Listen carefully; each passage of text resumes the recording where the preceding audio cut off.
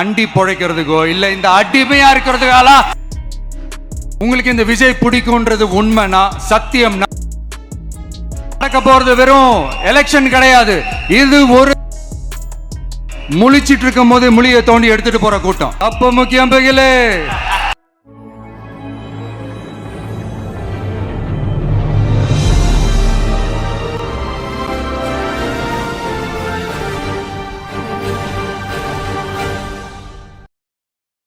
ஏதோ அழுத்தம் இருக்குமோன்னு நினைக்கிறீங்களோ? அழுத்தமா நமக்கா?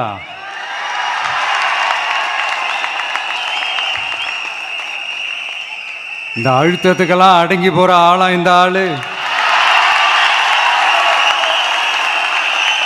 இந்த மூஞ்சா பார்த்தா அப்படியா தெரியுது உங்களுக்கு?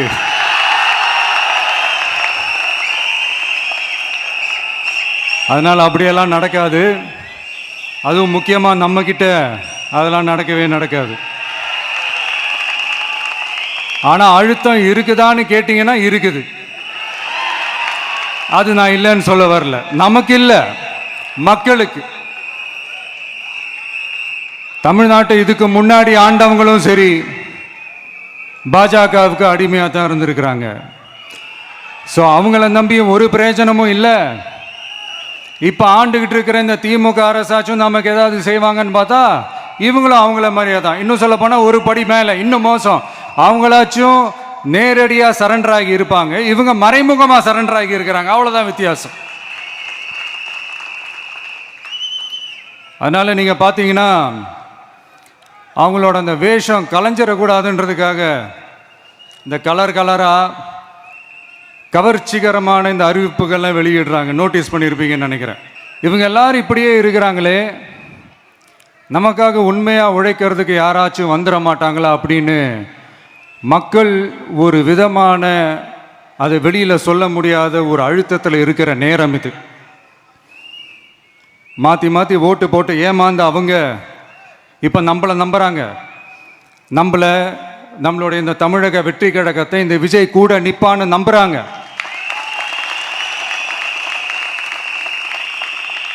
நம்மளை நம்புறவங்களுக்காக நாம நம்பிக்கையோடு இருக்கணும்ல.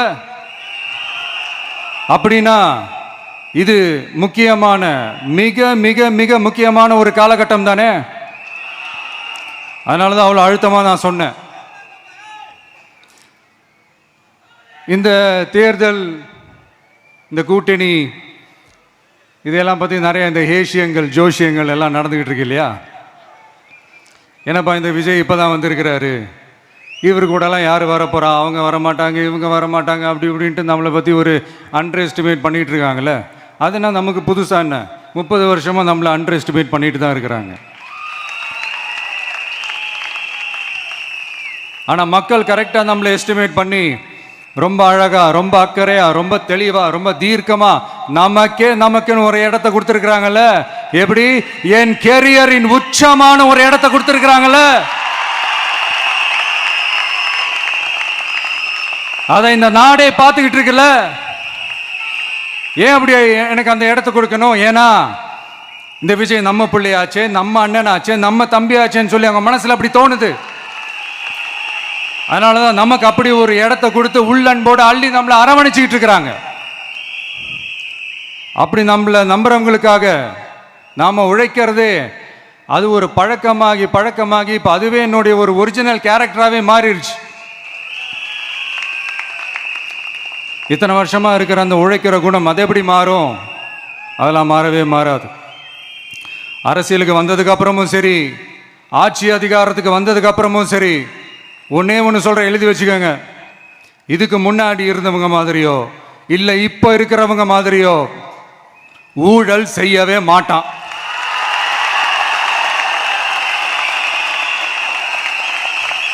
ஒரு பைசா தொட மாட்டான். எனக்கு அது அவசியமே இல்லை. புரிஞ்சுங்களா உங்களுக்கு? எனக்கு அதை தொட வேண்டிய அவசியமே இல்லை.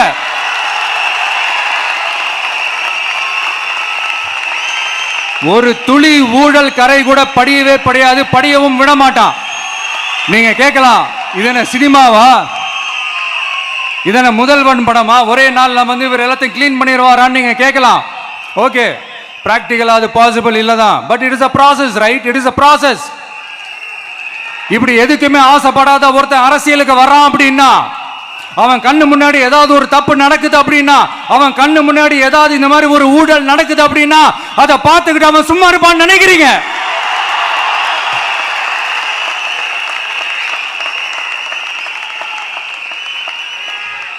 அதனால இந்த தீய சக்தியா இருக்கட்டும், இந்த ஊழல் சக்தியா இருக்கட்டும், ரெண்டு பேரும் தமிழ்நாட்டை ஆண்டவே கூடாது. அப்படிப்பட்ட இந்த கட்சிகளை உண்மையா தில்லா எதிர்க்கிற அந்த கட்ஸும் கெத்தும் நம்ம கிட்ட மட்டும்தான் இருக்கு.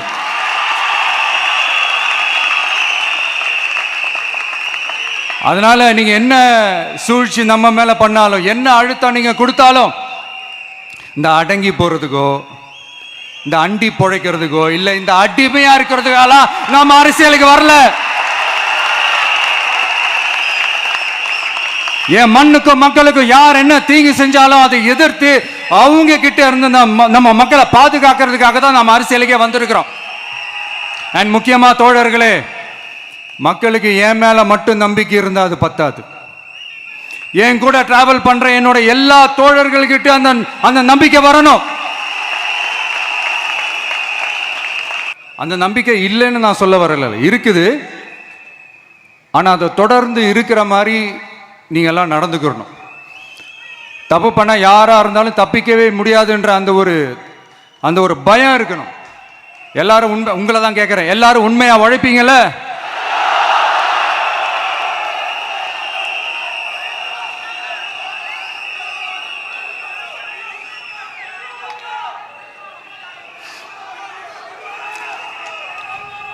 யாருக்காகவும் எதுக்காகவும் நம்மளோட அரசியல காம்ப்ரமைஸ் பண்ணிக்கவே கூடாது. செய்வீங்கல்ல?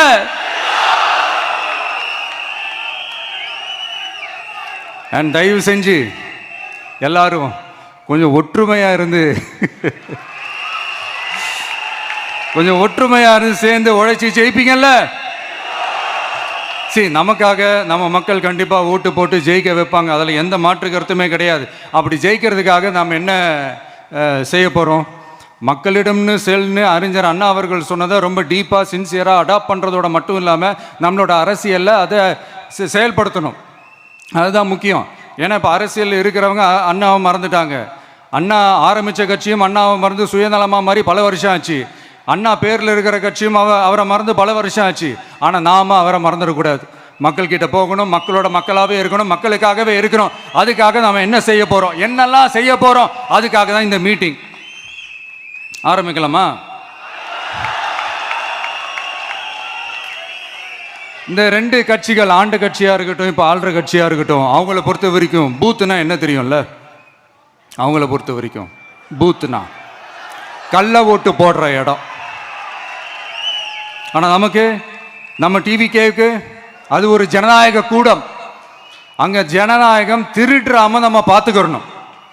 ஒவ்வொரு ஓட்டையும் நம்ம பாதுகாக்கணும். எப்படி பாதுகாக்கிறது? ஒவ்வொரு வீட்டில் இருக்கிற ஒவ்வொரு ஓட்டும் நமக்கு தானே ஃபர்ஸ்ட் கன்ஃபார்ம் பண்ணுங்க. எனக்கு தெரிஞ்சு தமிழ்நாட்டில் ஒரு 2.25 கோடி ரேஷன் கார்டுகள் இருக்கும்னு நினைக்கிறேன். அவங்க எல்லாரும் வேற வேற எந்தெந்த கட்சியில் இருந்தாலும் கட்சி வேறுபாடு எல்லாத்தையும் தாண்டி இந்த விஜய் அவங்க வீட்டில் ஒருத்தனா வாழ்ந்துட்டு இருக்கிறான். அவங்க குடும்பத்தில் ஒருத்தனா பார்த்துக்கிட்டு இருக்கிறாங்க.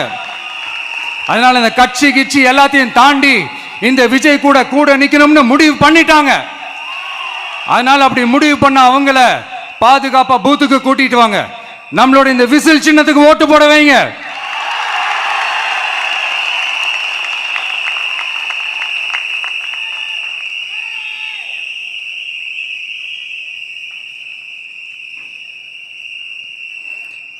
ஒன்றியம், நகரம், பேரூர், பகுதி, கிளைன்னு இங்க வந்திருக்கிற நம்மள எல்லார் நிர்வாகிகளும் தான் நம்ம கட்சியினுடைய ஆணி வேர்.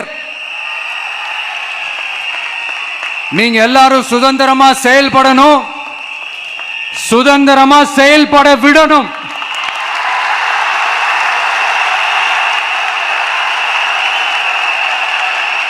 நீங்க ஒவ்வொருத்தரும் எனக்கு முக்கியம்.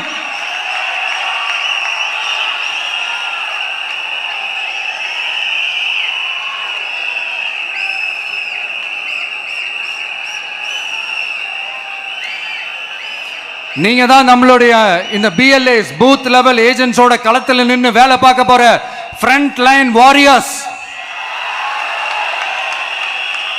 இப்ப நடக்க போறது வெறும் எலெக்ஷன் கிடையாது, இது ஒரு ஜனநாயக போர். இந்த டெமோக்ராட்டிக் பேட்டில லீட் பண்ண போற கமாண்டர்ஸ் நீங்க தான்.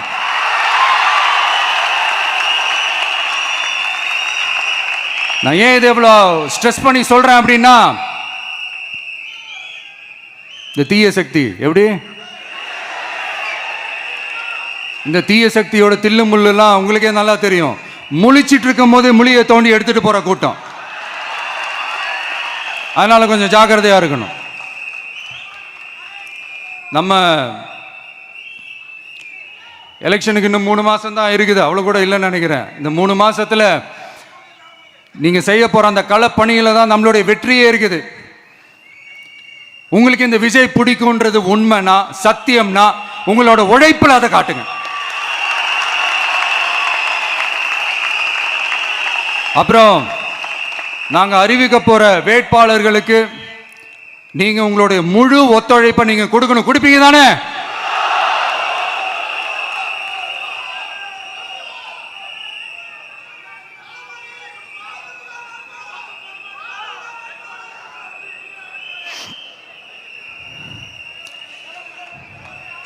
உங்க எல்லாரையும் ஒரு எனர்ஜைஸ் பண்ற மாதிரி உண்மையா நடந்த ஒரு கதை ஒன்று சொல்றேன்.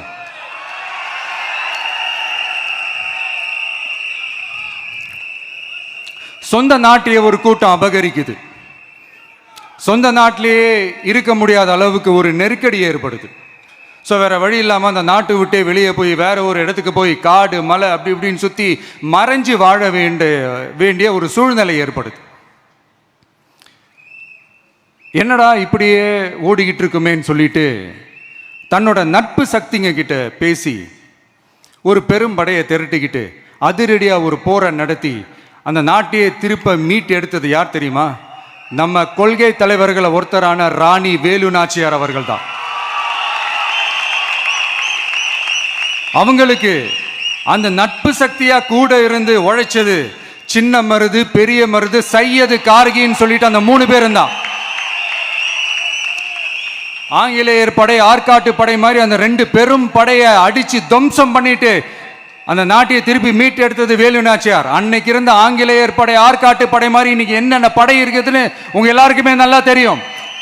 அதனால அந்த 2 படை மட்டும் இல்ல, இன்னும் எத்தனை படை வந்தாலும் எதிர்த்து நின்று ஃபேஸ் பண்றதுக்கு ஒரு நல்ல தலைமையும் இத்தனை சக்திகள் என் கூட இருக்கும் போது, இத்தனை சின்ன மருது, இத்தனை பெரிய மருது, இத்தனை சையது கார்கிகள் என் கூட இருக்கும் போது நம்ம நாட்டை நம்மளால மீட்டெடுக்க முடியாதான?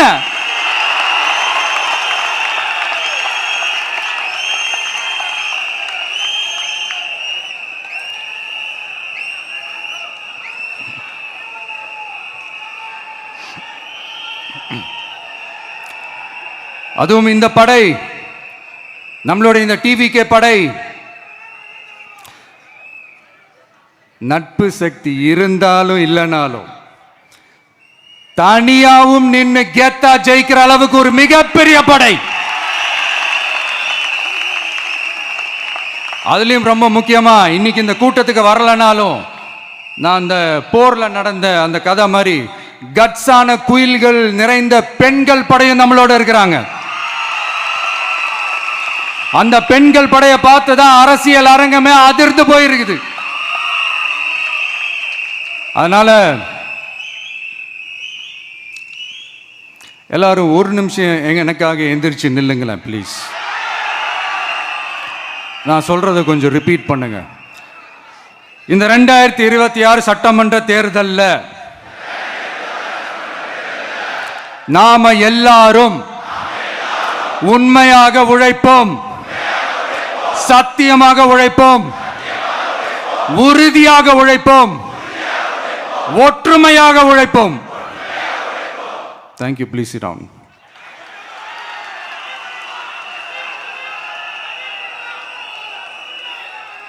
உங்களோட இந்த வார்த்தையை நான் மனப்பூர்வமா நம்புறேன். நான் ஏற்கனவே சொன்ன மாதிரி இந்த வரப்போற தேர்தல் இதுவரைக்கும் தமிழ்நாடு பார்த்திராத ஒரு வித்தியாசமான தேர்தல். நம்மளுடைய படை வரிசையும் அப்படிதான், ஒரு பவர் பேக்ட் ஃபோர்ஸ். இவ்வளவு நாள் இதை நாம மட்டும்தான் சொல்லிக்கிட்டு இருந்தோம். இப்போ கொஞ்சம் கொஞ்சமா அதை வெளியில சொல்ல ஆரம்பிக்கிறாங்க. என்னடா இந்த விஜய் கூட இருக்கிற ஃபோர்ஸை பார்த்தா சாதாரண ஃபோர்ஸ் மாதிரி தெரியல, மிலிட்ரியோட பெரிய ஃபோர்ஸா இருக்குது, வரப்போற எலெக்ஷனை கணிக்கவே முடியல, அப்படி இப்படின்னு சில குரல்கள்லாம் கேட்க ஆரம்பிக்குது. கணிக்கவே முடியலன்னு அவங்க வேணா சொல்லலாம், ஆனா மக்கள் ஆல்ரெடி கணிச்சு முடிச்சுட்டாங்க. அவங்க மனசை நல்லா புரிஞ்சு வச்சிருக்கிற நமக்கு அது நல்லாவே தெரியும். அதனால இந்த எலெக்ஷன் ரிசல்ட்டுக்கு அப்புறம் இந்த தீய சக்தி கிட்ட இருந்தோம், இந்த ஊழல்வாத அடிமை சக்தி கிட்ட இருந்தோம், தமிழ்நாட்டை மீட்டுட்டோம்னு உறுதியா அறிவிப்போம். அதுல எந்த மாற்று கருத்தும் கிடையாது. அதனால என் நெஞ்சில் குடியிருக்கும் தோழர்களே, தோழிகளே, உங்களோட நான் இருக்கேன், நம்மளோட நம்ம மக்கள் இருக்கிறாங்க. இதுக்கு மேல என்ன வேணும்? கான்பிடண்டா இருங்க, நல்லதே நடக்கும், வெற்றி நிச்சயம். மீண்டும் சந்திக்கும் வரை நன்றி, வணக்கம். தமிழக வெற்றி கழகத்தின் வெற்றி தலைவர், தர்மத்தாயின் தவ புதல்வன், தலைவரின் பொற்கரங்களால் please sir, please sir.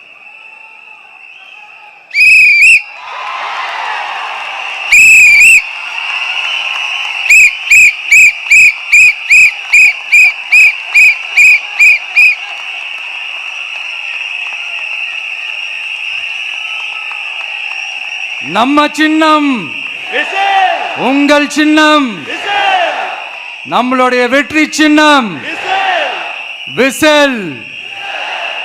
Cup முக்கியம் பகிலே.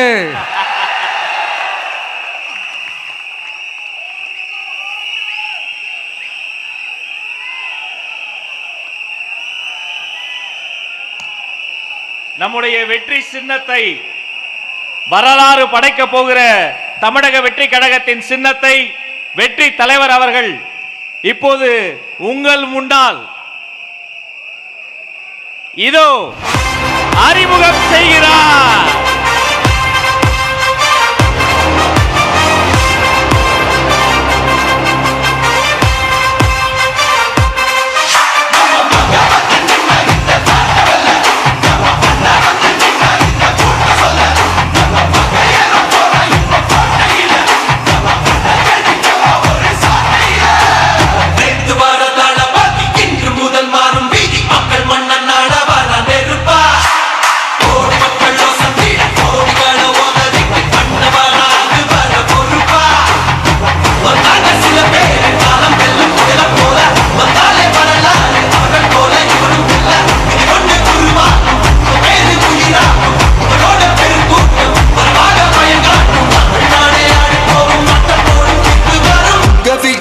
விஜய் உயிர் என்ன வரனா, விஜய் உங்க விஜய் எளியவன் குரல் தான்.